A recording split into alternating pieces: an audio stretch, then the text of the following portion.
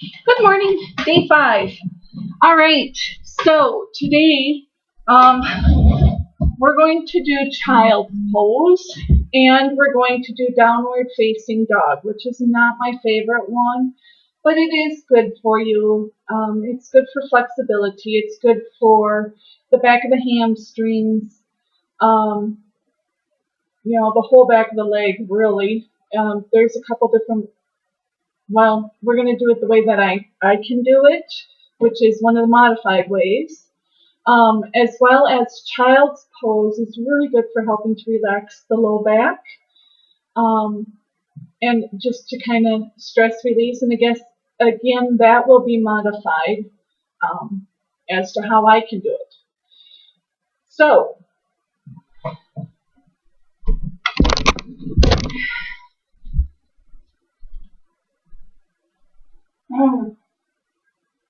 again, as always, I know my head's kind of cut off, that's all right.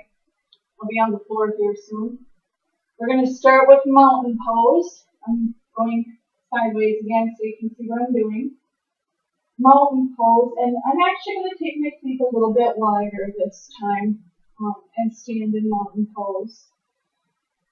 So again, be grounded, kind of breathe and relax. And for mountain pose, we're going to hinge forward and bring our hands to the ground. Now, having your legs a little wider, just so you know, having your legs a little wider and your hands about shoulder width apart. Oh, there we go. Helps. This is downward facing dog. You'll see a really good, someone who's been doing yoga for a long time, they'll get down on their elbows and all that stuff. It's not happening here today, so don't worry about that. But just hanging out, I have my feet flat on the floor. If you can't get your heels on the floor, that is fine.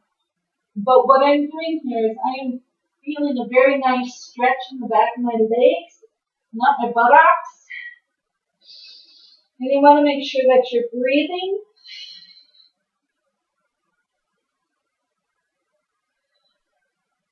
And then to get out of that, I'm going to walk my hands back up. And really, when you're from a floor position like that, you want to bring your hands, walk your hands up and kind of roll your back up. So that's downward facing dog. And actually, from there, we could have transitioned into child's pose. I'll show you how to do that. I'm going to go back down into downward facing dog. Oh, yeah. And what I'm going to do is I'm going to bring one leg in and one leg in. Now, I'm just going to turn so you can see. But in order to do this, because my belly is bigger, and I know that, so I'm going to spread my legs out a little wider, and I'm going to go down, oh yeah, just like this. If you can't get your head on the floor, if it's too hard, if it's too uncomfortable, you can put a pillow there. You can, if you have a block, I know some people just have yoga blocks in their house. I don't. I kind of wish I did though. But you can put a block there, and you can have your arms, whichever way is comfortable.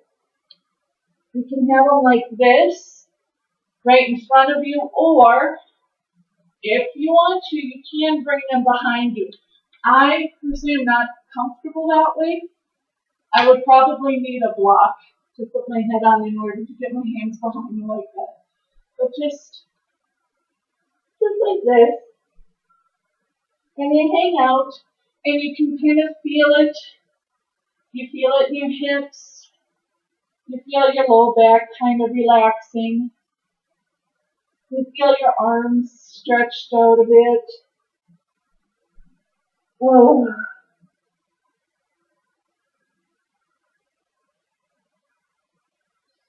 And you can just hang out like that for a couple of minutes.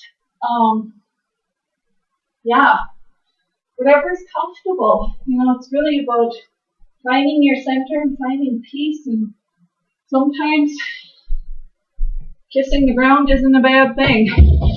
So, all right, ladies. Thank you. See you tomorrow.